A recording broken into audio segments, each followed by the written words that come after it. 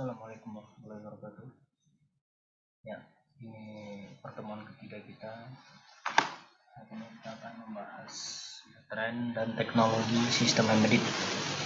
Nah, di sini ada pokok bahasan kekhususan sistem embedded, yaitu kehandalan atau reliability, kinerja atau performance, konsumsi daya, biaya, cost, ukuran, size.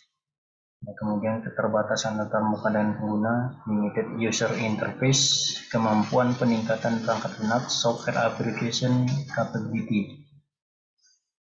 Nah, kemudian yang kedua, tren terkini pada sistem embedded.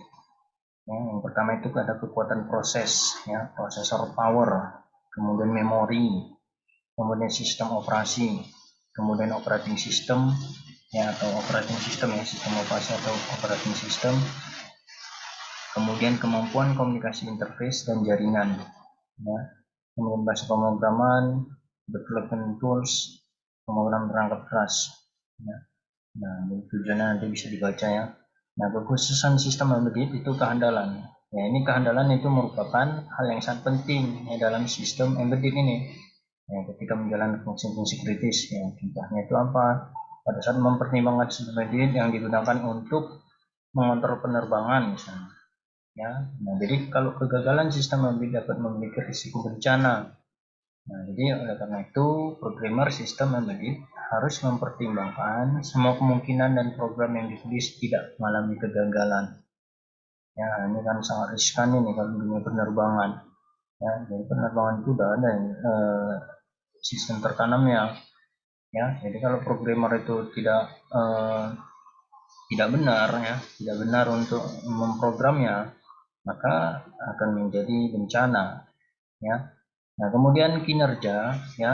Jadi sistem embedded itu memiliki keterbatasan waktu sehingga harus dapat merespon, ya, jadi secepat mungkin. Nah, contohnya itu apa? Yang monitor keadaan jantung pasien harus dengan cepat dan segera memberitahu jika ada kelainan dalam sinyal terdeteksi. Ini pernah kalian lihatnya, ya. Kemudian konsumsi daya, ya, sebagian besar sistem embedded dioperasikan melalui baterai. Nah, jadi untuk mengurangi pengurusan baterai dan menghindari seringnya pengisian ulang baterai, maka konsumsi daya dari sistem embedded harus sangat rendah. Nah, komponen dari hardware harus digunakan dengan konsumsi daya yang rendah dan pengurangan jumlah komponen. Nah, jadi untuk mengurangi jumlah komponen digunakan PLD atau dan FPGA, ya. Nah, jadi sistem embedded harus kuat karena beroperasi dalam lingkungan yang keras. Nah, harus tahan terhadap getaran, fluktuasi power supply, dan panas yang berlebihan. Jadi karena keterbatasan pada power supply dalam sebuah sistem embedded, maka daya yang dikonsumsi harus terus minimum. Nah, dengan mengurangi jumlah komponen dan mengurangi konsumsi daya, maka akan meningkatkan keandalan sistem. Jadi semakin dikurangi komponennya, ya, keandalan dari sistem embedded itu semakin meningkat. Nah, kemudian biaya, ya. Nah, jadi sebagai sistem embedded yang secara luas digunakan pada komponen sistem elektronik, biaya menjadi masalah sensitif. Nah, jadi perancang hardware harus benar-benar mempertimbangkan pemilihan mengenai komponen yang digunakan untuk menghindari terjadi biaya yang berlebihan. Nah, kemudian ukuran, ya, size. Nah, ini merupakan salah satu faktor dalam sistem embedded. Ya, ukuran dan berat merupakan parameter yang penting pada sistem embedded yang digunakan dalam pesawat terbang. Nah, jadi pesawat terbang itu kalau ukurannya tidak seimbang, maka tidak bisa terbang dengan baik juga, ya kan? Nah, kemudian besar ruang angkasa, rudal, ya kan? Kemudian apa lagi? Ya, kalau sekarang tuh ada apa namanya, monowheel itu, ya, yang bergerak seperti dua roda, ya. Nah, kemudian dalam perhitungannya setiap inci dan setiap gram, ya, untuk mengurangi ukuran dan berat. Board yang ada didesain dengan mengurangi jumlah komponen sampai batas maksimal yang mungkin.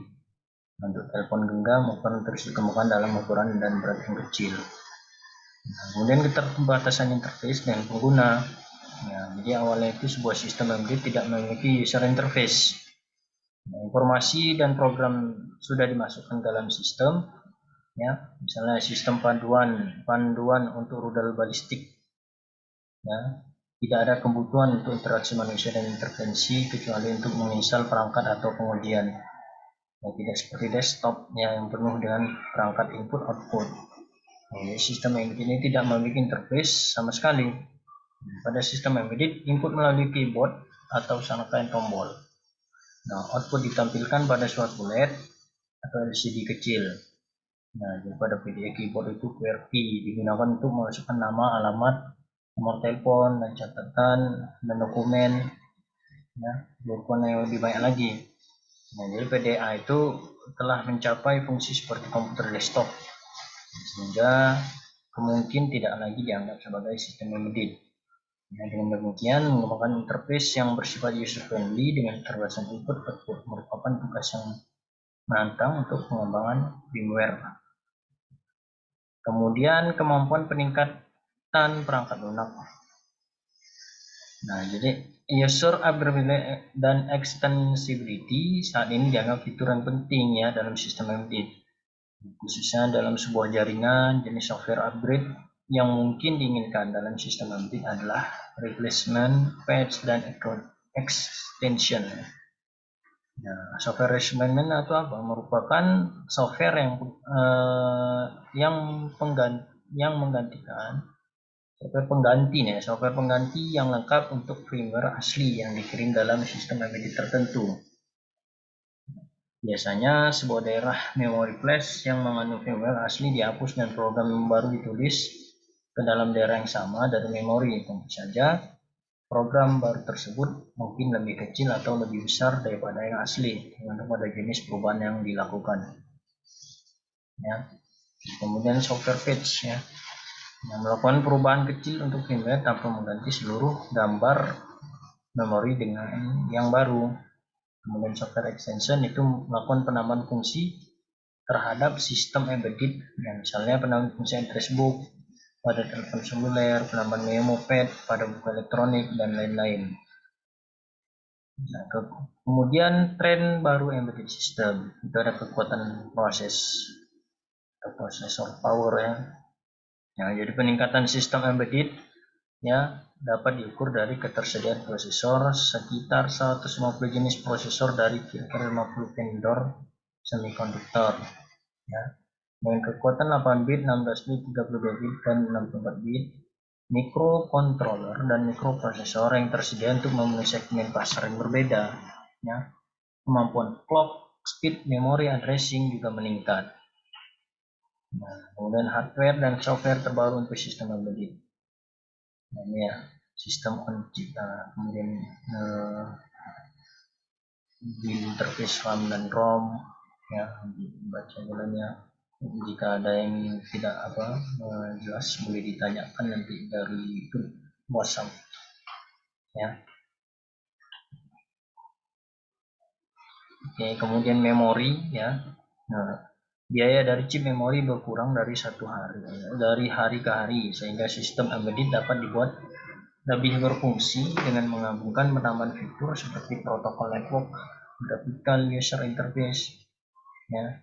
Kemudian biaya chip memori digunakan untuk mencegah pengembang melakukan port sistem operasi ke sasaran hardware.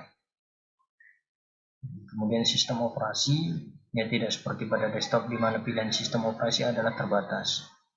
Nah, sistem operasi pada sistem embedded sangat bervariasi ya. Nah, jadi keuntungan utama embedded sistem operasi adalah software dibangun dengan sangat cepat dan berisiko yang sangat mudah. Software dapat dibangun dengan bahasa tingkat tinggi seperti C ya. Jadi waktu kesimpan akan berkurang ya. Kemudian apabila memerlukan kerjaan bersifat real time, maka dapat digunakan sistem operasi real time. Kemudian selain itu terdapat sistem embedded komersial atau sistem operasi real time dengan meningkatkan software open source untuk pengembangan sistem operasi open source.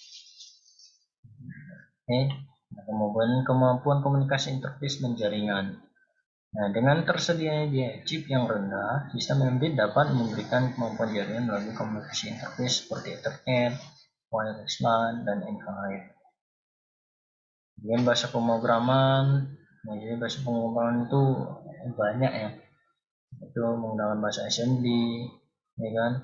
Tapi ini assembly untuk saat ini nggak apa lagi lah, karena memang agak payah bahasa ini ya, bisa tingkat tinggi nih. Banyak memang udah pakai bahasa C, Java, ya.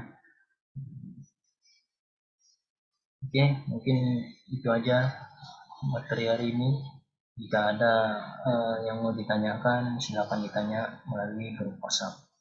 Oke, sekian. Assalamualaikum warahmatullahi wabarakatuh.